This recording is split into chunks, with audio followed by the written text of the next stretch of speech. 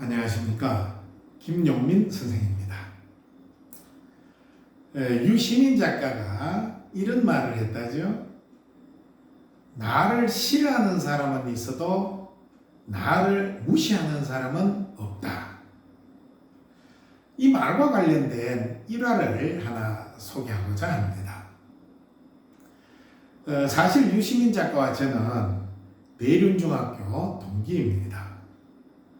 그래서 2008년도 제18대 국회의원 선거에서 유 작가가 대구 수성구 을에 출마해서 낙선하고 난 뒤에 낙선 위로 모임이랄까 해서 이 포항으로 동기들이 초대한 적이 있습니다. 그때 유 작가가 흔쾌히 그 초대에 응하여서 함께 만난 적이 있습니다. 이 그때를 생각하면 유 작가에게 좀 미안하기도 하고 또 고맙기도 하고 이런 마음이 있습니다. 그때 당시로 그 포항에 동기들이 한 9명 정도 있었는데 그 중에서도 또 이런저런 이유로 모임에 참석하지 못한 친구들이 있어서 친구의 친구까지 그 초대를 해가지고 한 10명 정도가 모였습니다. 그렇게 작은 모임에도 불구하고 유 작가는 조금 더 싫어하거나 이런 내색을 하지 않고 아주 즐겁고 재미있게 식사하면서 대화하고 함께 헤어졌습니다. 이제 그때 있었던 그 이야기인데요.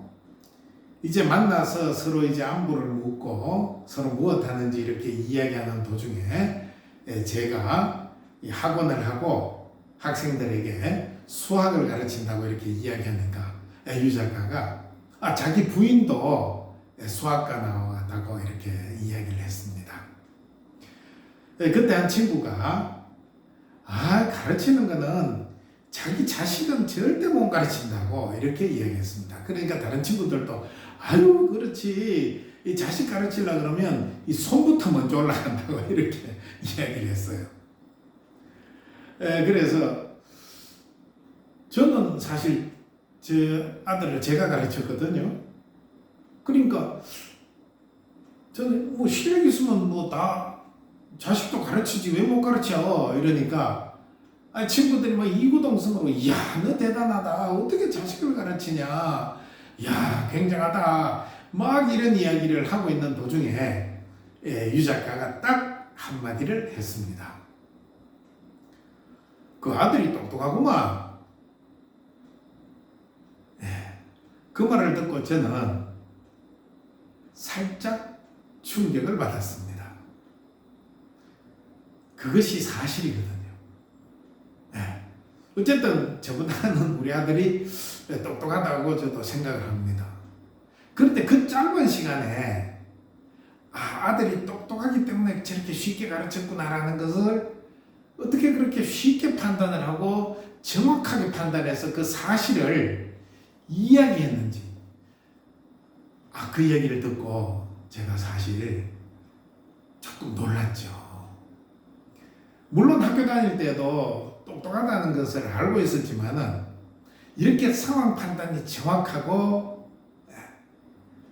또 사실을 정확하게 이야기할 수 있는 이런 능력이 있구나. 그러니까 국회의원도 하고 장관도 하고 그랬겠다. 이런 생각이 들었습니다. 이제 이 일이 있고 난 뒤에 제가 이제 유시민 작가가 나를 싫어하는 사람은 있어도 나를 무시하는 사람은 없다는 말을 했다는 것을 알게 되었어요. 그 이야기를 듣고 퍼뜩 이 일이 생각이 났습니다. 그리고 유 작가를 싫어하는 사람의 생각을 알겠더라고요. 사실 다른 친구들은 저를 막 높여줬어요. 야, 너 대단하다. 어떻게 자식을 가르치냐. 이런데 유 작가는 그 사실을 정확하게 파악하고 아들이 똑똑하기 때문에 네가 잘 가르쳤구나 이야기를 한 겁니다.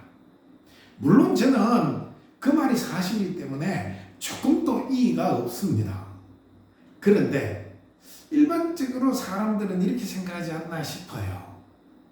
아니, 나를 이렇게 높여주고 있는데 옆에서 찬물 끼얹듯이 그 사실을 이야기하면 어떡하냐고 이렇게 생각할지도 모르지 않습니까?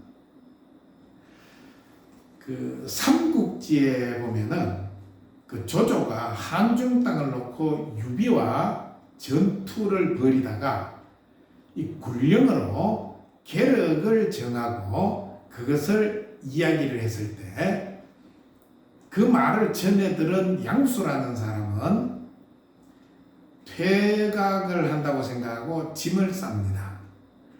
그것을 보고 다른 병사들도 짐을 싸게 되죠.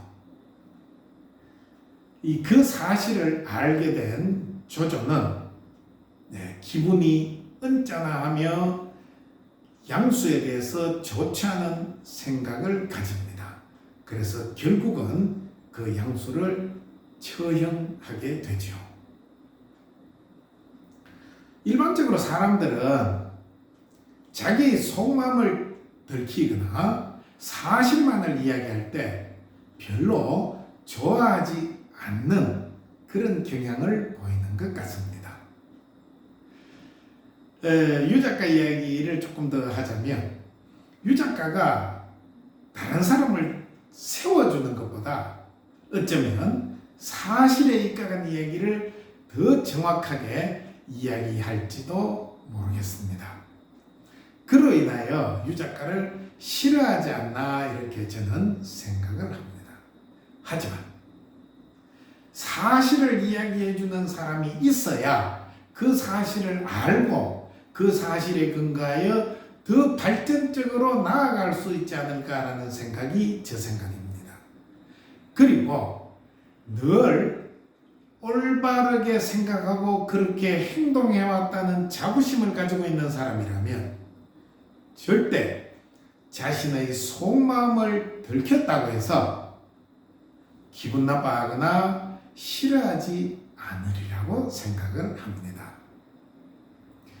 그렇기 때문에 정직하고 올바른 생각을 가지고 있는 사람이라면 사실을 들었을 때 그것을 근거로 기분 나빠하지 않고 그것을 근거로 오히려 더 발전적으로 더 나은 생각과 행동을 하려고 노력하리라 생각이 듭니다.